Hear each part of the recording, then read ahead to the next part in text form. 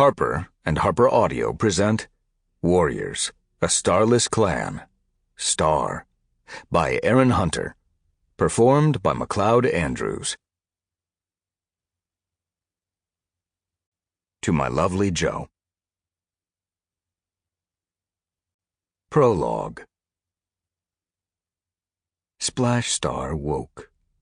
He lay still for a moment without opening his eyes, enjoying the warmth of his nest.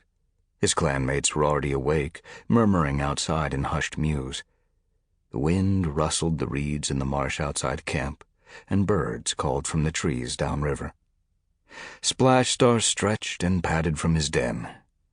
A cold mist still lingered over the marsh, but the sun was lifting high into a chilly blue sky, and his clanmates were busy with their duties. He'd slept late, but why shouldn't he? He was leader now. Leaders had privileges. His plan to lie, to tell his clanmates that StarClan had granted him 9 lives, had worked perfectly. Now his warriors showed him respect where they had once expressed suspicion. Shimmerpelt and Lizardtail were weeding rotten stalks from the camp wall, while Gorseclaw and Sneezecloud pulled stale bedding from the warriors' den. Splashstar purred quietly to himself, his breath billowing around him. He liked to watch his clanmates work, especially when he didn't have to. Harelight padded into camp. The white tom was dripping from the river, and he held a plump trout in his mouth. Splashstar swiped his tongue eagerly around his jaws. Harelight saw him and winked at him. Irritation sparked in Splashstar's chest. How dare his deputy look so pleased with himself? He'd been looking pleased with himself a lot lately. Where had he learned such arrogance? From Tigerstar? Perhaps the moons he'd spent living as a ShadowClan cat had made him think he was better than his clanmates. Splashstar flexed his claws. I'm going to show you and everyone else that RiverClan warriors are the best. Mallownose and Mistpaw followed Harelight into camp. They were carrying fish, too. They crossed the clearing and dropped their catch onto the fresh-kill pile, but Splashstar didn't take his eyes from Harelight. He wanted that fat trout.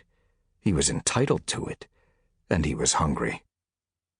He padded toward the white tom and snatched the dangling tail of the trout with his teeth, yanking it from Harelight's jaws.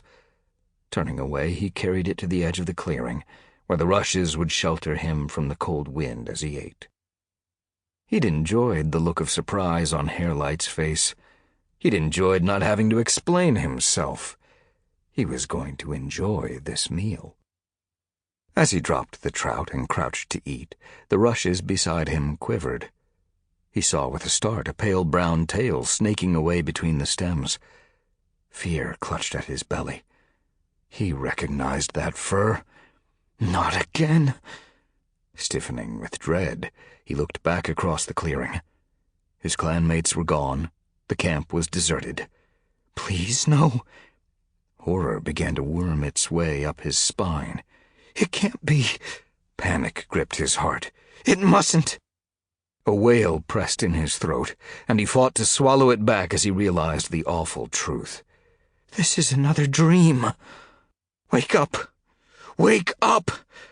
He tried to struggle from sleep, but the dream wasn't going to let him go. The rushes were still quivering, and every hair on his pelt seemed to shrink back into his flesh at the thought of following that tail. But he had no choice. His paws drew him forward as though the tail had hooked them and was dragging him after it. Please wake up! He shook himself, wishing he were anywhere but here. Pushing through the rushes, wading across the narrow channel of water, breaking out into a foggy clearing. She was waiting, the mist thinning to reveal her matted fur. Curl feather. Her pelt was torn and bloody, as though the dog Splashtail had set on her trail had only just finished ripping her apart. One of her ears was missing.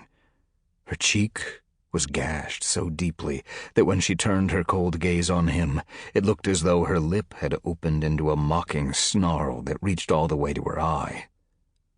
Hello, Splashtail. Splashstar! He wasn't going to show her he was scared. Sample complete. Ready to continue?